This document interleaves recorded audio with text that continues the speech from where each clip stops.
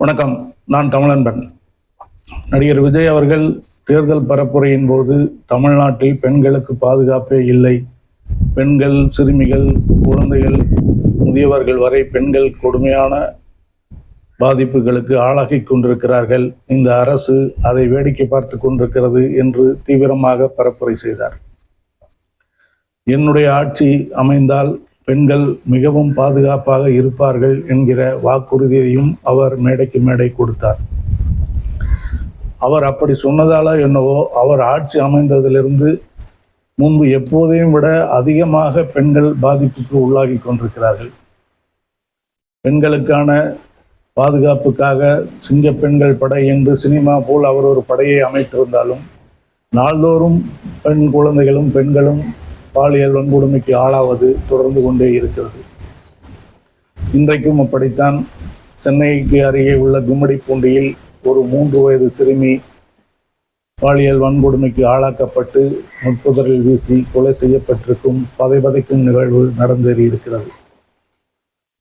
இந்த நிகழ்வை ஒட்டி தமிழ்நாடு அரசியல் கட்சி தலைவர்கள் அனைவரும் கடும் கண்டனம் தெரிவித்து வருகிறார்கள். முன்னாள் முதலமைச்சர் எடப்பாடி பழனிசாமி அவர்கள், முன்னாள் முதலமைச்சர் ஜெயலலிதா அவர்களின் தோழி சசிகலா அவர்கள் உட்பட அனைத்து எதிர்க்கட்சிகளும் இதை கண்டித்து கடுமையான அறிக்கை வெளியிட்டிருக்கிறார்கள். அந்த வரிசையில் இப்பொழுது புதிதாக கட்சி தொடங்கவிருக்கும் முன்னாள் தமிழ்நாடு பாஜக தலைவர் அண்ணாமலை அவர்களும் ஒரு அறிக்கையை வெளியிட்டிருக்கிறார்.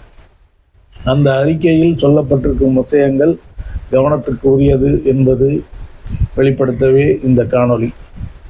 அந்த அறிக்கையில் அவர் என்ன சொல்லியிருக்கிறார் என்றால், இன்றைக்கு நடந்த இந்த நிகழ்வில் ஈடுபட்டவர் ஒரு வடமாநில இளைஞர். அவரை கைது செய்து காவல்துறை அழைத்து சென்றிருக்கிறது. அவர் இதோடு நிறுத்தாமல் சில நாட்களுக்கு முன்பு காஞ்சிபுரத்தில் நடந்தது, அதற்கு முன்பு வேறொரு ஊரில் நடந்தது என்று வரிசையாக பல நிகழ்வுகளை பட்டியலிட்டு தமிழ்நாட்டில் தொடர்ந்து வடமாநிலத்தவர் ஆதிக்கம், வடமாநிலத்தவர்கள் குற்றச்செயல்களில் ஈடுபடும் நிகழ்வுகள் அதிகரித்து கொண்டே இருக்கின்றன, இதற்கு எல்லை இல்லையா என்கிற கேள்வியை எழுப்பியதோடு, தமிழ்நாட்டுக்குள் வகை தொகையின்றி வடமாநிலத்தவர் வந்து கொண்டிருக்கிறார்கள், இது குறித்து கணக்கு ஏதேனும் தமிழக அரசிடம் இருக்கிறதா என்கிற கேள்வியை எழுப்பியிருக்கிறார்.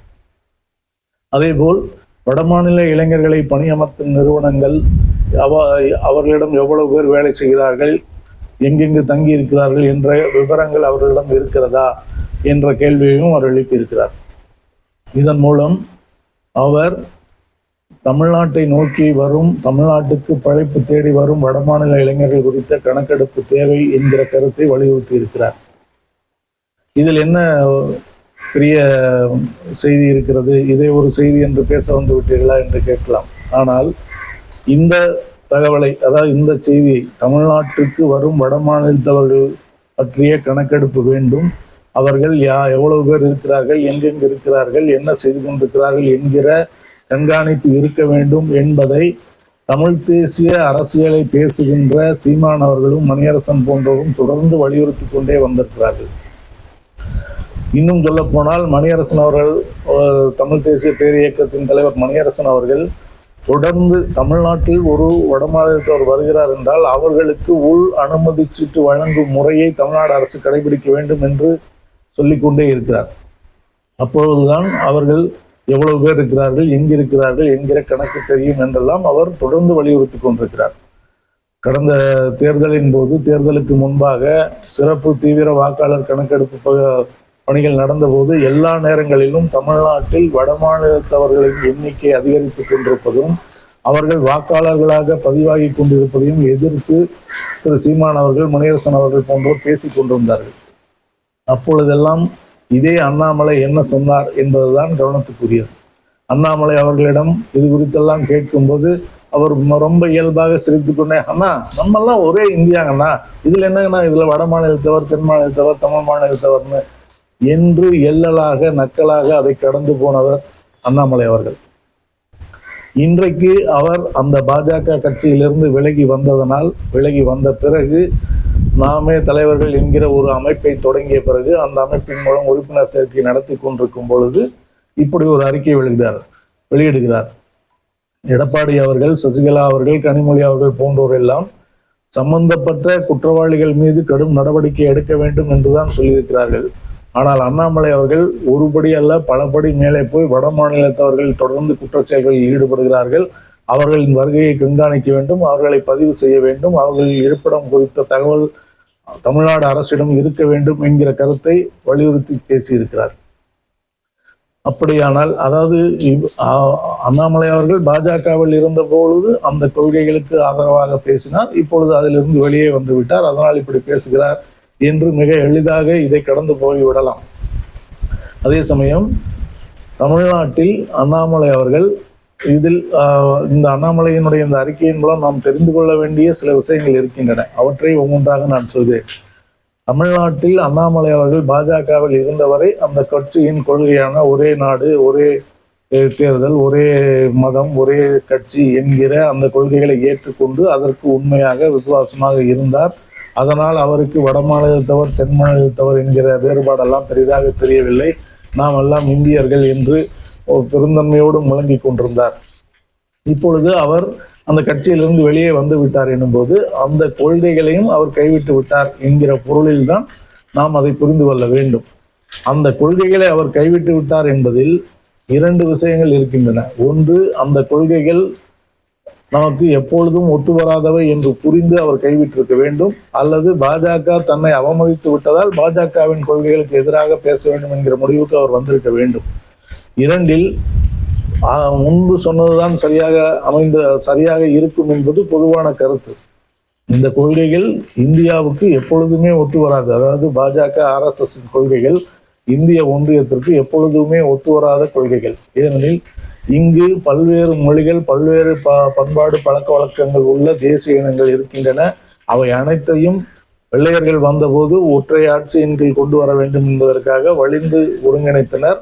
அவர்கள் சென்ற பிறகும் சர்தார் வல்லபாய் பட்டேல் போன்றோர் தீவிர முயற்சி எடுத்து அனைவரையும் ஒருங்கிணைத்து ஒற்றை ஆட்சியின் கீழ் கொண்டு வந்திருக்கிறார்களே ஒழிய அவர்கள் ஒரே அதிகார வரம்புக்குள் வந்திருந்தாலும் ஒவ்வொருவரும் தனித்தனியே, தோப்புக்குள் இருந்தாலும் ஒவ்வொரு மரமும் தனித்தனிதான் என்பது போல் ஒவ்வொரு தேசிய இனமும் தனித்தனி பண்பாடு, கலாச்சார, பழக்க வழக்கங்களை கொண்டிருக்கின்றவை. அவற்றை ஒரே என்ற வரையறைக்குள் அடக்கவே முடியாது என்பதுதான் உண்மை. அந்த உண்மையை அண்ணாமலை அவர்கள் புரிந்து கொண்டார் என்று எடுத்துக்கொள்ளலாம், அல்லது பாஜகவுக்கு எதிராக பேசுகிறார் என்று எடுத்துக்கொள்ளலாம். எப்படி எடுத்தாலும் பாஜகவின் RSSின் கொள்கைகள் தமிழ்நாட்டுக்கு மட்டுமல்ல இந்தியாவுக்குமே எப்பொழுதுமே உதவாத கொள்கை. அது அவர்கள் அதை வலியுறுத்தி பேச அதை நோக்கி செயல்பட இந்தியா பின்னோக்கி போய்கொண்டிருக்கும், அல்லது அதற்கு எதிரான எதிர்வினைகள் அதிகமாகிக் கொண்டே இருக்கும் என்பதுதான் உண்மை. அதனுடைய வெளிப்பாடுதான் அண்ணாமலை என்றும் நாம் சொல்லலாம். நேர்மறையாக எடுத்துக்கொண்டால் பாஜகவின் கொள்கைகள் அவர் தன்னுடைய தலைவர் பதவியிலிருந்து பறித்து தனக்கு அதிகாரம் கொடுக்கவில்லை, தனக்கு சட்டமன்ற உறுப்பினராக போட்டியிடும் வாய்ப்பு கொடுக்கவில்லை என்பதற்காக அவர் பாஜகவிலிருந்து வெளியே வந்து இதை செய்கிறார் என்று வைத்துக் கொண்டாலும், அதை கொடுக்கவில்லை என்பதற்காக அவர் வெளியே வந்து அதே கொள்கையை பேசவில்லை, அதற்கு நேர் எதிரான கொள்கையை பேசுகிறார் எனும்போது தமிழ்நாட்டுக்கு இதை பேசினால்தான் தமிழ்நாட்டுக்குள் நாம் நடமாட முடியும், நாம் வலிமையாக இருக்க முடியும் என்பதை உணர்ந்து அவர் பேசுகிறார். நேற்று தான் திரு திருமாவளவன் அவர்கள் ஒரு தொலைக்காட்சியினுடைய நேர்காணலிலே சொன்னார், தமிழ்நாட்டில் அண்ணாமலை அவர்கள் பாஜகவிலிருந்து வெளியே வந்திருக்கிறார், அவர் பாஜகவின் தலைமை ஆசியுடன் தான் வெளியே வந்திருக்கிறார், பாஜகவிடம் சண்டை போட்டு கொண்டு வெளியே வரவில்லை.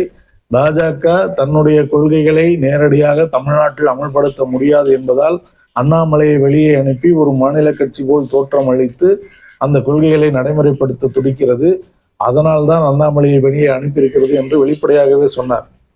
அதோடு கூடவே அவர் இன்னொன்றும் சொன்னார், இனிமேல் அண்ணாமலை அவர்கள் மொழி உரிமை பேசுவார், இன உரிமை பேசுவார், மாநில உரிமை பேசுவார், மிக தீவிரமாக பேசுவார் என்றெல்லாம் அவர் சொன்னார். அவர் சொன்னபடியே இன்றைக்கு அதை ஏற்கனவே ஒன்றிய அரசின் மும்மொழி திட்டத்தை எதிர்த்து அண்ணாமலை பேசினார். அது முழுமையாக பேசவில்லை, இடைக்காலமாக நீங்கள் ஏற்கனவே சொன்னது போல் 2029ஆம் ஆண்டு அதை அமல்படுத்துங்கள், இப்பொழுது வேண்டாம் என்று சொல்லியிருந்தார். அதிலும் முழுமையாக அவர் மும்மொழி திட்டமே வேண்டாம் என்று சொல்லவில்லை. ஆனாலும் மும்மொழி திட்டத்தை எதிர்க்கிற குரல் முதன்முறையாக அண்ணாமலையிடம் இருந்து சில வாரங்களுக்கு முன்பு வந்தது.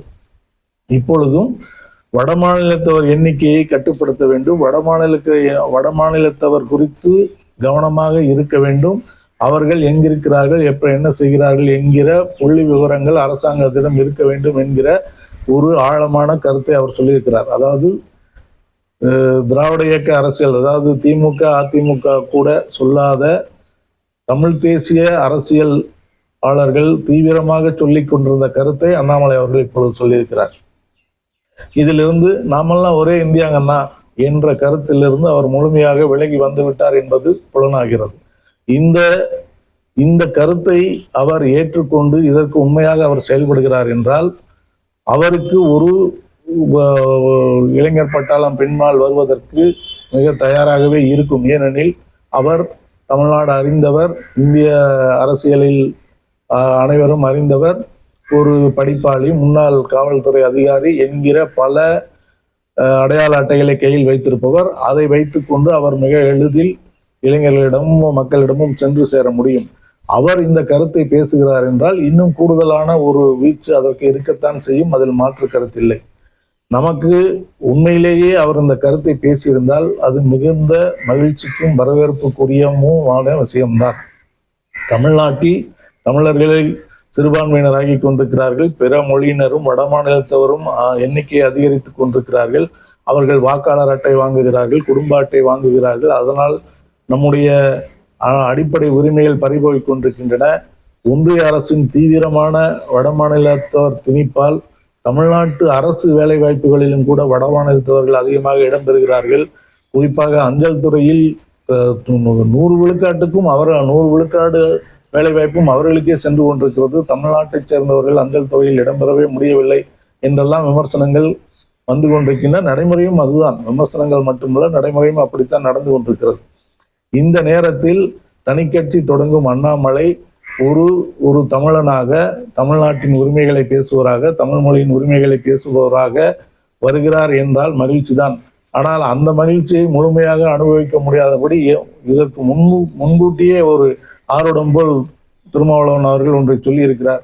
அவர் நம்மை விட கூடுதலாக பேசுவார், அதுதான் ஆபத்தானது என்றும் சொல்லியிருக்கிறார். அது போக போகத்தான் தெரியும். எதையும் நாம் அனுபவித்துத்தானே அறிந்து கொண்டாக வேண்டும். இன்றைக்கு நடிகர் விஜய் அவர்கள் வந்தால் எல்லாம் மாறிவிடும் என்று ஒரு தீவிரமான கட்டமைப்பு பிம்பம், ஒரு கருத்து உருவாக்கம் தொடர்ந்து நடைபெற்று கொண்டே இருந்தது. அவர் வந்ததிலிருந்து ஒரு சின்ன நகர்வு கூட நகரவில்லை, ஒரு சிறு மாற்றம் கூட நடக்கவில்லை. மதுக்கடையில் கூடுதல் பணம் வசூலிப்பதிலிருந்து, அரசு அலுவலகங்களில் லஞ்ச ஊழலிலிருந்து எதுவுமே மாறவில்லை என்பதுதான் ஒரு கசப்பான உண்மையாக இருக்கிறது.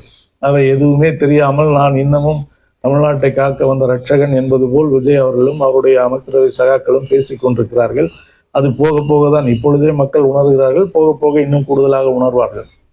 இந்த நிலையில் அண்ணாமலை அவர்கள் இதுவரைக்கும் தீவிர இந்து தேசியம், இந்துத்துவ தேசியம், இந்திய தேசியம் பேசிக் கொண்டிருந்த அண்ணாமலை அவர்கள் இப்பொழுது திராவிட இயக்கங்களை தாண்டி, அதாவது திராவிட இயக்கங்களாக இருக்கின்ற திமுக, அதிமுக, சசிகலா போன்றோரை தாண்டி வடமாநிலத்தவர் விஷயத்தில் நாம் கவனமாக இருக்க வேண்டும் என்று ஒரு தமிழ் தேசிய அரசியலாளர்கள் பேசுகிற விஷயங்களை பேசி இருக்கிறார்.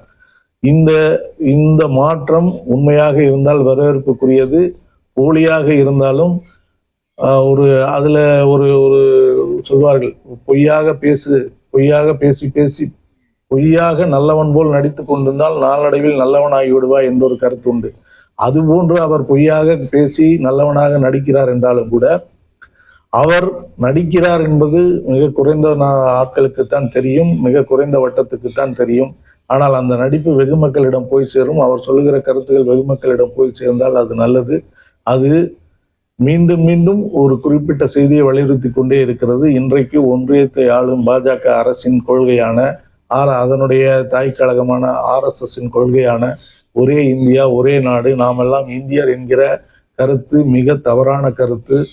ஒவ்வொருவருக்கும் ஒரு இன அடையாளம் உண்டு. தமிழர், கன்னடர், மலையாளி, ஆந்திரர் என்று ஒவ்வொருவரும் அடையாளம் உண்டு. அனைவரும் ஒருங்கிணைந்து ஒரு கூட்டாட்சியை நடத்தலாம் என்கிற இடத்தில் ஒன்றிய அரசை பாதுகாக்கலாமே ஒழிய அனைவரும் ஒருவராகி விட முடியாது, அனைவரும் இந்தி பேசிவிட முடியாது, அனைவரும் சமஸ்கிருதத்தை ஏற்றுக்கொள்ள முடியாது, அனைவரும் கோதுமை சாப்பிட முடியாது என்கிற உண்மையை உணர்ந்து கொண்டு அண்ணாமலை அவர்கள் இதை பேசியிருக்கிறார் என்றால் வரவேற்கலாம். பொய்யாக பேசினாலும் அவர் தொடர்ந்து இதையே பேசட்டும், வெகு மக்களுக்கு அது சென்று சேரும். நாளடைவில் அவர் விலகி போனாலும் அந்த கருத்து வலிமையாக இருக்கும் என்பதால் அந்த பேச்சை நாம் வரவேற்கிறோம். அதே சமயம் சந்தேகத்தோடு வரவேற்கிறோம் என்றாலும்